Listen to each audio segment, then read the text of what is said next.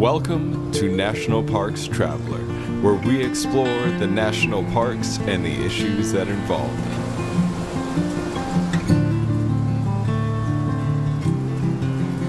Hi, this is Kurt Repanshek, your host at National Parks Traveler. Among the news stories we covered last week was one that looked at the impact non-native lake trout were having on the Yellowstone Lake ecosystem, and not just the one underwater. We also learned that the National Park Service has decided to take a look at some other options for managing traffic congestion at Arches National Park during peak visitation seasons. And the Blue Ridge Parkway Foundation announced some of the projects it is taking up this year along the Blue Ridge Parkway. For those and other stories about the National Park System, visit nationalparkstraveler.org. Have you ever found yourself staring at the dark, starry skies overhead during your national park vacation? In this week's show, we talk with the Park Service's original Dark Ranger, Kevin Poe, about what we're looking at overhead. Contributing writer Kim O'Connell also gives some insights on the article she's been researching concerning Venezuela's national parks and how the ongoing political and social turmoil in that country is impacting those special places. Finally, we take a look at some of the West's devilish place names.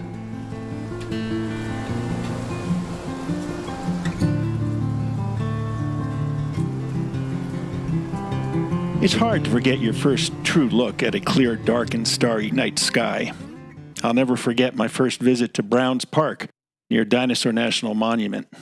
We had pulled in long after sundown, and after a quick bite, it was actually tough to fall asleep as there were so many stars studding the night sky like shimmering diamonds. I've seen similar star shows like that at Natural Bridges National Monument, Yellowstone National Park, and along the Colorado River corridor deep in Canyonlands National Park. It's been said that the skies overhead are the other half of the national park system. To explore that idea, we reached out to Kevin Poe, a ranger from Bryce Canyon National Park, who also is known as the Dark Ranger and is the force behind Dark Ranger telescope tours. Welcome, Kevin. Thanks, Kurt. Great to have you here. It seems in recent years more and more people are staying out after dark and taking a look at the sky overhead. And any idea what's driving that? Oh, I think it's a combination of a lot of things. Certainly, we can credit the Hubble Space Telescope bringing regular folks into astronomy. You know, it's 100% accessible to look at a beautiful image from the Hubble Space Telescope, and you don't need a strong background in physics or math or anything to say, "Wow, that's stunning." And that's part of it. And even though in these national park settings, we don't have the kind of aperture or technology to show people images of that extreme quality, the experience of being underneath the Milky Way is a contagious thing, something that people want to share with others. And I think that's a lot of it. And it's also that the supply is available. There's so many national parks that make astronomy part of their daily, or probably should say nightly, offerings that it's become a craze, and it's a fun thing to be a part of. Yeah. Now let's put down some basics. You grew up in the park system. Your father was a ranger at Capitol Reef, right? And as well as some other parks. Yeah. When I was in my middle school, high school years, we were in Capitol Reef, which still to this day is the best of all these national parks. Send hate mail to darkrangertelescopetours.com. But yeah, lots of other places. Isle Royale in the middle of Lake Superior, and remote places where growing up, I didn't realize that not everybody had the experience of Milky Way horizon to horizon. So when I finally entered the metropolis known as Logan, Utah, which was my first chance at civilization going to school at Utah State, I realized what everybody had been missing. And that's where my interest in sharing astronomy with others became more of a priority, I guess. So you kind of took stars overhead for granted growing up? Yeah, absolutely. I mean, we used to do these games that, and I would talk to city kids, and they would think I act like I had two heads. But I remember riding around the back, laying down the bed of a pickup, and as a little kid, and trying to figure out where we were in the road system with only using the sky turning overhead as the truck made turns and things like that. And so it's always been something that I've grown up with, and I don't think it's fair to say you get jaded, but you in an experience like that, you learn to realize what you have is special, even though you may not notice it at the time. Yeah. Is there a particular season that's better than another one for stargazing when you factor out the temperature? See, I wonder if you're going to say that because I say when you factor in the temperature, winter is the very best because I love cold, miserable weather. But not everybody does. And it kind of depends on what you're interested in. You get the most diversity in the sky, deep space objects, exploded stars, nebulae, galaxies, things like that to look at in the summertime. And then the summer Milky Way is more impressive. It's just more stars, and you don't need as dark a sky to appreciate it. But for those that are into astronomy, they might want the other side of the universe, so to speak. The winter sky gives you a different view. It's where you're looking out into the universe, more out of our own galaxy than in. Summer sky in the northern hemisphere, you're kind of looking inward the galaxy, but winter sky, you're looking out. So people who are interested in looking at other galaxies really love the winter sky because that's where you have the most variety of galaxies to look at. And then the temperature factor, besides, sorry for interrupting there, but the temperature factor is important for air clarity. So I was going to say, don't you have better clarity in the winter because it's so cold and right. But it's it is cold. I mean, maybe not in Death Valley. Death Valley is great for winter stargazing if you're not comfortable with sub-zero temperatures. But we still get people here in the wintertime in the Bryce Canyon area that come for that reason, to come to see the stars. And they bundle up and they know what they're getting into, most of them anyway, and they have an amazing time. Yeah. Now, you mentioned Death Valley, and I've been there, although I don't recall particularly looking at the night sky when I was there, but I've seen gorgeous photos of the Milky Way, and yet it seems like there's still light pollution coming up from that small town to the southeast, I guess, Vegas, I think they call it. Yeah, I've heard of that place. I can see the light dome of Las Vegas from my observatory. I was playing on Google Earth one day, and one of my telescopes, one of my favorite telescopes, is positioned 300,000 meters from the Luxor beam. The big pyramid casino on the south end of the Strip has the largest, most powerful beam of light in the world, and it works out as 300,000 meters from my telescope. So I moved my telescope one more meter away, and it's not any better. But it's incredible because anybody can see it. I can point out on the horizon where the Dome of Las Vegas is, and I say, if you're a flat earther, this is not interesting to you. But if you realize how much curvature of the Earth there is over 250 miles, that's a beam that stands 60, 70,000 feet into the sky. Yeah. Now, it seems every year we're seeing more and more parks certified as a international dark sky park, I believe. Is there any short list of parks that you have as far as these are the most spectacular night skies in the park system? Yeah, so it sounds like Utah pride, and really it should be because the 3 or 4 darkest places you can get to in a regular car, that's our caveat, are all in Utah. So the top of the list is it's somewhat debated.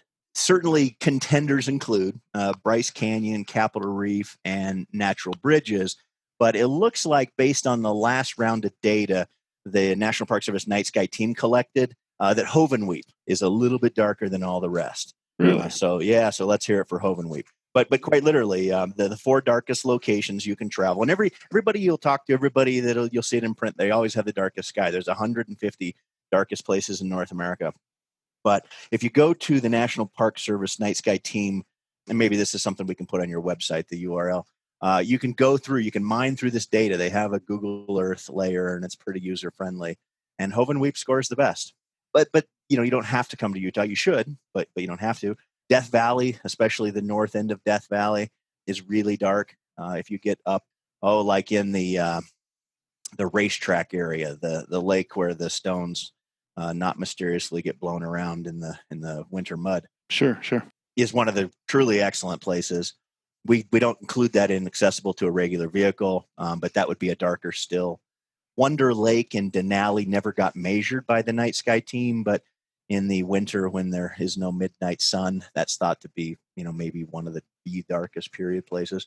Kind of hard to get there in the winter, though, isn't it? Well, exactly. It's definitely it's a snow machine, I think they call them up there. Yeah. And then you and I have shared a raft trip in the bottom of Canyonlands, bottom of Canyonlands, and maybe even to a lesser extent Grand Canyon, because the well effect looking at to just the zenith of the sky. Light pollution shows up first on the horizons, and when you're in the bottom of the canyon, you don't have much for horizons, so you can get to, truly dark experiences in places like that too. What about our East Coast friends? Well, Acadia has an interesting claim to fame. It's something like it's the darkest sky that 20 million people can drive to in a day. If I'm telling that stat correctly. I didn't know. I hope you're right. Yeah, we might have to double check that. But certainly the eastern seaboard. If you're going to drive somewhere to see really dark sky, northeastern seaboard, you would go to Acadia, and then. The International Dark Sky Association's website has a list and lots of dark sky. By last count, dark sky parks numbered somewhere like 75 or something like that, and surprising amount of them are on the East Coast. Dry Tortugas, everybody's favorite park. When you want to be the cool person at a National Park Service traveler cocktail party, you just say Dry Tortugas, and see how many people run to where you're standing. Yeah, I've only been there once, and but out in the middle of the Caribbean Ocean, super dark too. So that's another place that people who really want that experience seek it out, regardless of cost or traveling difficulties, will head for. Big Bend in Texas is exceptionally dark. That's another great one. Probably the best observatory in North America is not far from there, McDonald Observatory. They're really good at public entertainment at the same time they do cutting edge science. So they've long been our envy. What about Haleakala? I mean, aren't there a few telescopes on that? That's true. I keep forgetting Hawaii is a state. Yeah. No. So when you leave North America proper, then you have to include Hawaii. And there's a little bit of a caveat to it, but it works out almost every night anyway. Where if you wait for the clouds to roll in and cover up the city lights underneath, then either big mountain gives you extraordinary stargazing, and that's why there's a lot of big research telescopes there too. Yeah. This is Kurt Repanshek with National Parks Traveler. We've been talking with Kevin Poe, a ranger from Bryce Canyon National Park, who is also known as the Dark Ranger, about night skies over the National Park system. We'll be back in a minute. Listener and reader support make National Parks Traveler possible every day of the year. If you enjoy Traveler's content, please consider a donation via nationalparkstraveler.org. Acadia National Park is one of the 10 most popular national parks in the United States. It is also one of the smallest and most vulnerable. That's why Friends of Acadia exists. Friends of Acadia is an independent organization of passionate people inspiring those who love this magnificent park to make a real and lasting difference for Acadia. You can make a difference at friendsofacadia.org.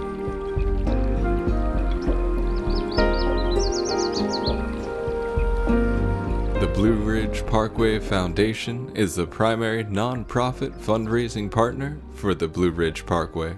It is made up of people who have a deep love for this majestic road and want to ensure that its natural beauty and the experiences it offers endure for generations to come.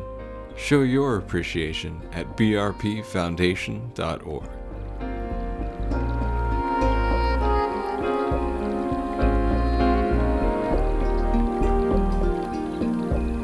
Okay, Kevin, you've been telling us about the best parks for stargazing. There are more and more astronomy festivals across the park system, but if you arrive at a park and you don't have a festival to take part in or a dark ranger to show you the night sky, what should we look for overhead?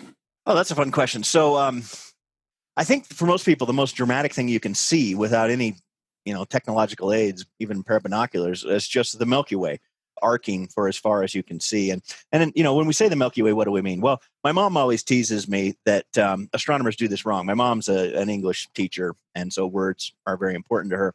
And so what she would say, the standard thing is your night sky guide pulls out a green laser and draws a big arc in the sky through the Milky Way and goes, "Behold, the Milky Way." And then what my mom would do is she'd pull out her green laser, because she always has one in her purse, And she would shine it on the ground and say, yeah, there's some Milky Way over here if you want to look at it. And then she'd raise up her arm and say, I got some in my armpit if you want to look at the Milky Way here. You don't even, because what my mom is trying to tell everybody is the Milky Way is our galaxy. It's the everything that we are in. It's everywhere around us. What she would say is we're looking at an arm of the Milky Way. And then she would say that, like she say to me, Kevy, when you invite people to your observatory, you don't raise your arm up in the sky and say, ladies and gentlemen, this is Kevin, because, you were the whole thing. So when you're looking at the Milky Way, you're looking at a small portion of one of our galaxy's arms. And the summer Milky Way is the one that people are most used to seeing. But in the wintertime, over the top of Orion, you can see another arm of our galaxy that is called the Orion Spur. Sometimes it's called the winter Milky Way, but you understand it's very offensive to people in Australia, the Northern Hemisphere bias and all that. So we're supposed to say the Orion Spur as one of the arms of our galaxy, and then the Sagittarius arm as the other. But for somebody who just wants to, immerse themselves in dark sky experience, that's enough. Get a lawn chair, lay on the hood of your car, and just spend an hour, if you can imagine, enjoying that view. Look for the dark lanes within the Milky Way. In really dark sky, you'll see the Milky Way is split into two. There's silver on left and right sides, and then there's a dark ribbon that kind of runs through the center. What that is literally billions upon billions of unborn stars still in their cocoons, and they're close enough together, and then the dark carbon gas absorbs enough light that it creates a texture. In astronomy, we always talk about texture, and it's a weird pairing, but lumpy darkness is the fun phrase to describe the ribbon that runs through the middle of the Milky Way, because you'll compare that kind of darkness to the darkness of empty space. And empty space is the color of a flat gray, and it's the texture of nothing, because that's what it is. But the ribbon within the Milky Way has this lumpy texture. You can see knots and twists and turns in it, and that's truly an exciting thing to explore. And literally, if you're an artist or anybody who is just interested in scrutiny, you could spend an hour on the hood of a car or in a lawn chair tracing that silver rainbow from horizon to horizon, and finding your own patterns in the dark lane, the lumpy darkness of the Milky Way. Now, if somebody wants to take the next step and bring a little aid to their eyes, does it require a hefty investment to get, say, a decent pair of binoculars or maybe a introductory telescope? Yeah, and I would, well, first of all, no, not necessarily. And I would start with binoculars, because a good pair of binoculars, you can look at birds and animals and all kinds of things. And not a hefty investment, but a hefty pair of binoculars, if you take my meaning. Sure. Orion and Celestron, both famous for making telescopes, make the best, what we used to call battleship binoculars.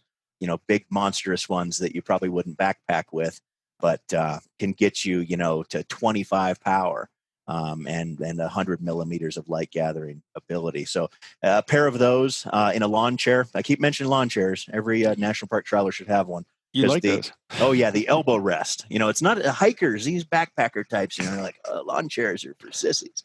Well, fine. But once you get back to your vehicle, it's the very best way to see the sky, because you can rest your elbows on the armrests of the chair. And then the big, heavy weight of the binoculars are easier to balance. And sure, yeah, you can trace the Milky Way with your binoculars. You can look at anything in the sky that's just a little bit fuzzy and a little bit odd, and put a pair of binoculars on that. You'll have discovered, as far as you know, a star cluster or maybe a starburst nebulae. There's all kinds of fun little books and things online called Binocular Astronomy. That's a good place to start. Oh, I have to keep an eye out for those. Now, of course, dark night skies over national parks have been all the rage in recent years, and yet light pollution seems to be constantly invading our space. What are the key threats to the dark skies over the parks?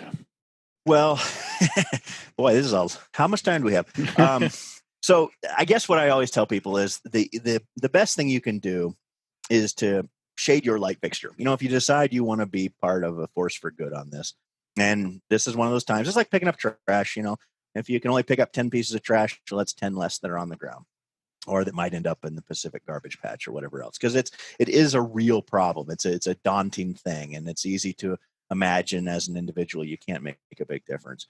But after shielding your light fixture, after making sure your light points down, the very next best thing you can do is to change the color, to make it as amber as you can. Red is ideal, But boy, you have to be a pretty secure individual to light your house in red. Most people just aren't quite that comfortable with themselves. Mm-hmm. So amber is good. Red is best, but amber is better. And what we're talking about, good and best and better, is both ecological concerns for artificial light at night and how far that light will travel.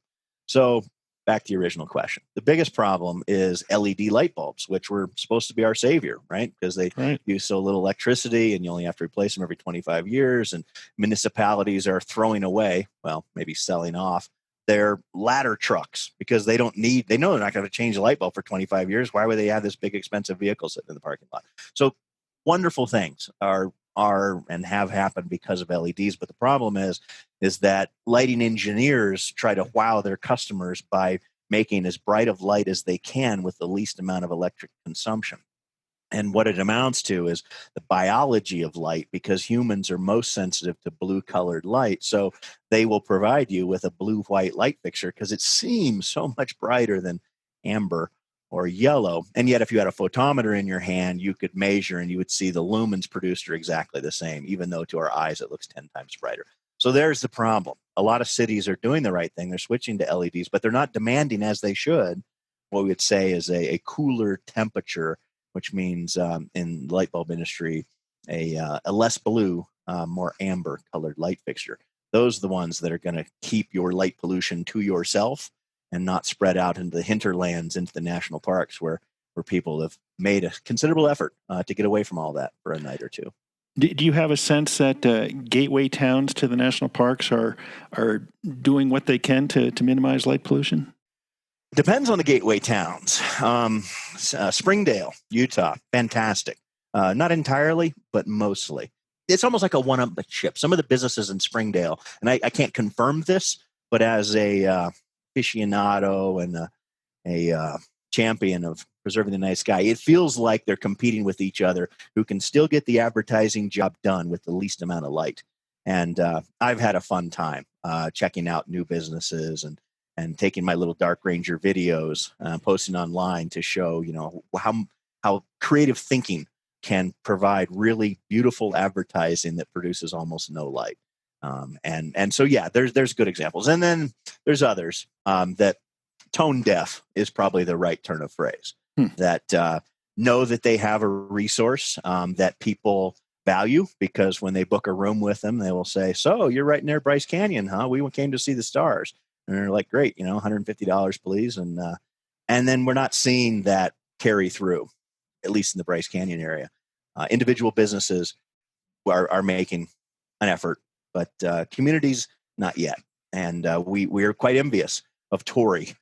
Torrey, Utah has embraced, by Capitol Reef, thank you, has embraced the night sky tourism entirely and are doing wonderful things. Yeah, that's good to know. That's good to know. We've been visiting today with Kevin Poe, a ranger from Bryce Canyon National Park, who is also the Dark Ranger and the force behind Dark Ranger telescope tours. Now, when you visit Bryce Canyon, you can try and track Kevin down on the job to talk night skies or take a trip across the night sky with his Dark Ranger telescope tours, which you can find at, surprisingly enough, darkrangertelescopetours.com. Kevin, one last question for you today. When is the Bryce Canyon Astronomy Festival? It's usually the new moon in June, which this year, or, the weekend that encompasses the new moon in June. And this year it will be, he said, checking the calendar because he doesn't want to get it wrong, June 26th through June 29th. So it's a Wednesday through a Saturday. And it's not the only astronomy festival in the National Park Service, but it's the first one. And it has a long history. This should be, funny, I don't know for sure. This should be like year 18, I guess. It's up there, I know. Yeah. The next longest running one, and just a shout out to the people in the upper Midwest, Badlands. Badlands has a great astronomy program, nightly offering. Not every dark sky designated national park makes a concerted effort to share their beautiful resource with the general public. But Bryce Canyon, Badlands, Great Basin, those are the ones you want to go to if you'd like to have a Dark Ranger type guide. Lets you get the story behind the scenery, so to speak. Yeah. Well, I certainly appreciate your time today, and it gives me an assignment to see if I can't corral all the dates for this year's Dark dark sky festivals across the park system and get them posted on National Parks Traveler. Yeah, if I can throw a plug out there too, this is an easy URL, easier than mine, but at nightskyparks.org. And this is a list of national parks that offer night sky presentations. And it doesn't get updated every year, sadly, but what's there is accurate enough that it's worth picking up the phone or making an email to say, hey, do you guys still do astronomy presentations? And don't say astrology, folks. For those of us that enjoy math and science, that's offensive. So say astronomy. All right. Well, thank you very much for joining us today, Kevin, and we'll have to catch up down the road and see how things are going. Thanks a lot, Kurt. A lot of fun. The Grand Teton National Park Foundation is a private, nonprofit organization that supports projects that protect and enhance Grand Teton National Park's cultural, historic, and natural resources. By funding initiatives that go beyond what the National Park Service could accomplish on its own, Foundation donors improve the visitor experience and provide benefits to the National Park System for decades to come. See their successes at www.gtnp.org. The North Cascades Institute has a large portfolio. It is an environmental learning center, training center, conference center, and leadership center, all set in the splendor of the North Cascades National Park Complex. Learn more at ncascades.org. Washington State is graced with 3 spectacular national parks, each different and special in their own unique ways. As the official nonprofit partner and the only philanthropic organization dedicated exclusively to supporting these parks through charitable contributions, Washington's National Park Fund has a mission to deepen the public's love for, understanding of, and experiences in Mount Rainier, North Cascades, and Olympic National Parks. Share your passion for these parks at WNPF.org. Venezuela is a lush and beautiful country near the top of South America. Its geography ranges from the Andes Mountains near the country's western border and sparkling Caribbean waters on the east coast to the Amazon basin in the southern reaches of the country. More than 20% of this landscape has been protected through the creation of national parks. The world's tallest waterfall, Angel Falls, stands in Canaima National Park. There are dense rainforests, headwaters of one of the continent's longest rivers, and stunningly rich biodiversity held within more than 40 national parks. But in recent years, Venezuela has been racked by political and social turmoil. Its economy is in tatters, millions of residents have fled the country in recent years, and tourism is virtually nil due to safety concerns. How are the country's national parks faring under these circumstances? Contributing writer Kim O'Connell has been examining this situation. Welcome, Kim. Thanks, Kurt. I appreciate being here. So we wanted to take a look. You've been working on this feature for some time now, and it's still a work in production, but we're curious, what is your initial takeaway from your reporting? My initial takeaway is that the Venezuelan government has basically been managing the parks through neglect. And one of my sources called it abandonment for some time now, even preceding this most recent crisis. The idea is that they've created these national parks. They have a park agency designated to oversee these national parks, but they're routinely underfunded, they're understaffed, and illegal activity has been allowed to kind of thrive in the national park system. So occasionally there'll be some government movement to say, get rid of an illegal mine or do something, but generally these parks are left alone and they're neglected. Now you cut to the current crisis and things have gotten even worse because there's absolutely no oversight right now on these incredible parklands, and illegal activity within the parks has grown exponentially. So it's a really distressing situation. And I would say another aspect of the situation that I'm finding is that because there's such a crisis, there is even less opportunity for, say, outside conservation organizations or anyone to even feel safe to come into this situation and try to advocate for these national parklands. So it's a really difficult and distressing situation there. And I'm guessing a lot of the research conducted by some of these NGOs has probably fallen away. I do think so. I've talked to a couple sources who have said that there were some conservation organizations like the Nature Conservancy and others that had some nascent partnerships going to do this or that, do some research, do some conservation efforts. And one by one, all these other groups have kind of ended their partnerships, have sort of silently withdrawn from Venezuela, with good reason to a certain extent, because it is a really unstable situation. But there's just virtually no eyes on these national parks right now. Does Venezuela have an agency similar to our National Park Service? They do. It's called In Parques, and it is a staffed government agency. But my understanding so far is that there just hasn't been a lot of funding available for this park agency. So kind of like how our U.S. national park system is, sort of chronically underfunded and facing a massive backlog, the Venezuelan Park Agency is kind of facing the same situation in a vastly more volatile political environment. So they're kind of pushing a boulder, big boulder way uphill right now. And I just don't think they're getting a lot of support. Yeah. I guess it's got a lot of impact on the local communities, too. Some years ago, I was in Belize, and their national park's the same situation, didn't really have a strong agency like the National Park Service, but a lot of the locals could make a living by guiding, visitors, tourists into the parks, whether they wanted to see dramatic sites like Angel Falls or the bird life there. And so with the tourism falling off, I guess the ramifications go all the way down the line. Yeah, I think so. I haven't heard yet in my research of, kind of homegrown, tourist activities of that kind, like you said. And, I think tourists are afraid to come to Venezuela right now. And also for the locals, it's just such a dire situation. Just having electrical power and, fresh water and, access to food is kind of the most important thing right now during this humanitarian crisis. So I doubt they're really able to even kind of think, about how to take advantage of a national park that's nearby that they could possibly make some money from. Any idea, has the State Department, the U.S. State Department, issued travel restrictions? I haven't come across that yet. That's a good question. So I will investigate that. Yeah. And I guess another aspect of this is some of these national parks, and maybe most of them, have indigenous communities that reside within them.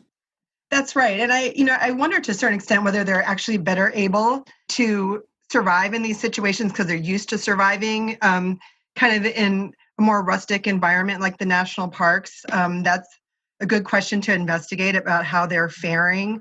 I do think one danger for the indigenous peoples that reside within these national parks is that without any oversight, the illegal activity that's taking place within the parks is growing. So that has to be having some kind of impact just in terms of access and available land and, access to clean water and things. So I'm sure that is having an impact, especially in certain national parks.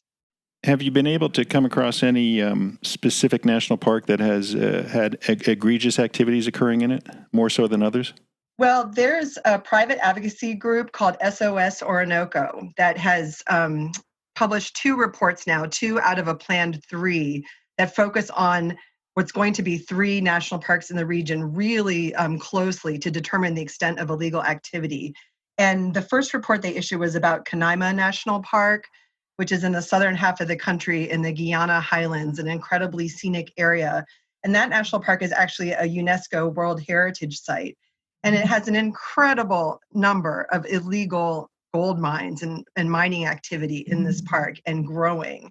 And their second report was on a place called Yapacana National Park. Same thing, just dozens upon dozens of illegal mining or mining sites. And, it's not just a mine, the mine then has, impacts on the waterways, and there's roadways to get to and from these places. And it's just it's really just devastating to the landscape. And they have sources on the ground that at great peril to themselves are trying to gather this information. They've used some ingenious techniques like satellite imagery to determine the extent of the mining there in the parks. And they're really incredibly detailed and important reports that they're doing. And a third one should be coming out this April. That's Kim O'Connell, contributing writer, bringing us an update on her research into the state of Venezuela's national parks. Kim, thank you very much. We're looking forward to your story. Thanks a lot, Kurt. Dry Tortugas National Park, 70 miles off the Florida Keys, just very well might be the most difficult park to reach in the lower 48. But when you arrive, you're surrounded by crystalline waters for snorkeling, scuba diving, fishing, and kayaking. There are sunken wrecks to explore, coral reefs swarming with colorful marine life, and history in the brick walls of a Civil War-era fort. The Yankee Freedom 3, departing from Key West, can get you there in a little more than 2 hours. Visit them at drytortugas.com. The Yosemite Conservancy inspires people to support projects and programs that preserve Yosemite National Park and enrich the visitor experience. The Conservancy funds transformative work throughout the park. The grants donors support help protect diverse wildlife and plant species and restore the precious habitats they depend on.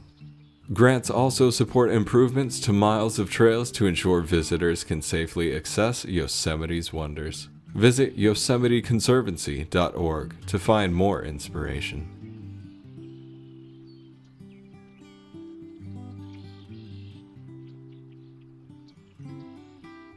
Our forefathers were fiendish, hellish, you might even say devilish. Need proof of that? Look at the maps and the names of many of the places we visit. And then ask yourself, why in the hell are so many places in our western national parks named after the infernal demon and his lair? You would think that the spiritual would override the demonic, based on the early settlers' religious bent. But hundreds of hellish names are written large across our landscape, making it seem like a literal hell on earth. There are hell gates and hell holes, and hell's half acres. There are devil's slides, devil's playgrounds, devil's post pile, devil's golf course, and Diablo canyons. Yellowstone National Park is rife with these names. The western landscape is harsh, dry, and rugged, so maybe it's appropriate that the broad deserts, sweeping plains, jagged peaks, strange earth forms, and the unearthly chasms have been given these labels. And they're not even all in English. While Native American nations traditionally don't have a literal devil in their language, there are spiritual names in their landscape. The early invading Spanish left a large legacy of places with Diablo and Inferna names, and even the French got into the game with Purgatory.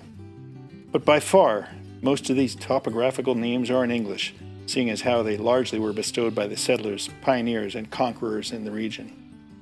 Author Wallace Stegner summed it up when he wrote that the devil had a good deal to do with the making of the West, if we may believe the West's many place names. Take, for example, Devil's Tower National Monument in northeastern Wyoming.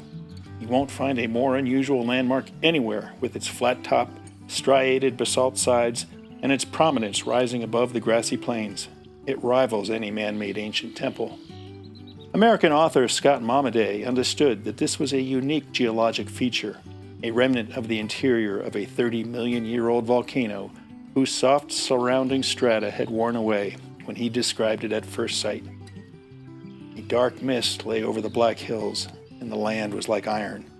At the top of the ridge I caught sight of Devil's Tower, upthrust against the gray sky as if in the birth of time the core of the earth had broken through its crust and the motion of the world was begun. There are things in nature that engender an awful quiet in the heart of man. Devil's Tower is one of them. Devil's Tower is truly an unexpected and astounding sight, which is why it graces all Wyoming license plates. It looms 1,200 feet above the red rock banks of the Belle Fourche River, and its acre-sized summit is the ultimate altar, long revered as a sacred place by Native Americans, such as the Lakota Sioux. It also draws some 500,000 visitors a year, and has been known to even attract alien invaders, as depicted in the 1977 film Close Encounters of the Third Kind. But Devil's Tower means different things to different people. Amid the pop cans and candy wrappers near the base, you might find medicine bundles, tobacco, and twigs wrapped in torn pieces of colorful bandanas hanging from tree limbs. These are the sacred offerings of the Lakota, Crow, and other tribes. High above the bundles, lycra-clad rock climbers pick their way up via the cracked systems on the six-sided rock columns, their orange ropes spreading like spider webs across the lichen-covered cliffs. Down below, howling Harley riders arrive in vast herds on their way to Sturgis, South Dakota. It's truly a conflicted space. Even the name Devil's Tower is in dispute and represents a classic clash of cultures. In 1875, Lieutenant Colonel Richard Irving Dodge, along with his subordinate, George Armstrong Custer, described Devil's Tower and affixed that name to maps. Though in 1812, mountain man James Dougherty put it on the map as Devil's Mountain. Later, in 1906, President Theodore Roosevelt proclaimed Devil's Tower as our premier national monument for the protection of native artifacts and archaeological sites. But before Europeans came on the scene, it was known by many different names by the Arapaho, Crow, Lakota, Cheyenne, Kiowa, and Shoshone. Some 20 native tribes have cultural and spiritual connections with Devil's Tower, but only 5 of those have actual geographic and historic connections. The Lakota, for example, believe that their own 3,000-year-old emergence site lies not far away in the Black Hills in today's Wind Cave National Park. To them, the tower is a place for renewal, where they pray to their gods, but not to the tower. And some conflict between worshippers and casual visitors still continues. Some visitors are unfamiliar with the tower's importance to native cultures and have even desecrated the medicine bundles. So as not to intrude on sacred tribal gatherings, the National Park Service limits climbs up the tower during the month of June, when the tribes gather during summer solstice for their Sundance. As you can see, what is one person's playground is another's chapel. So, for now, this black basalt tower's name depends upon whom you talk to. What its real name is, however, no one knows. That's our show for this week. I hope you enjoyed it. For National Parks Traveler, this is Kurt Repanshek. See you in the parks.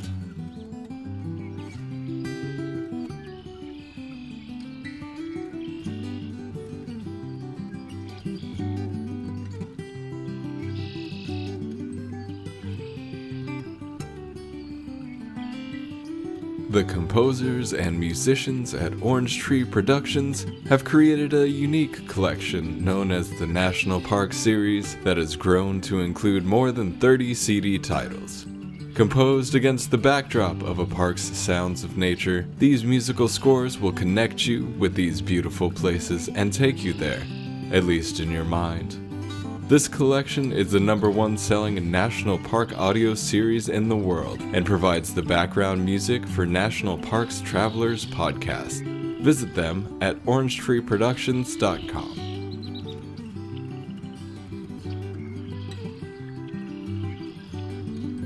National Parks Traveler is a 501c3 nonprofit media organization that provides daily editorial coverage of national parks and protected areas. Traveler's coverage is made possible by reader and listener donations. Visit us at nationalparkstraveler.org.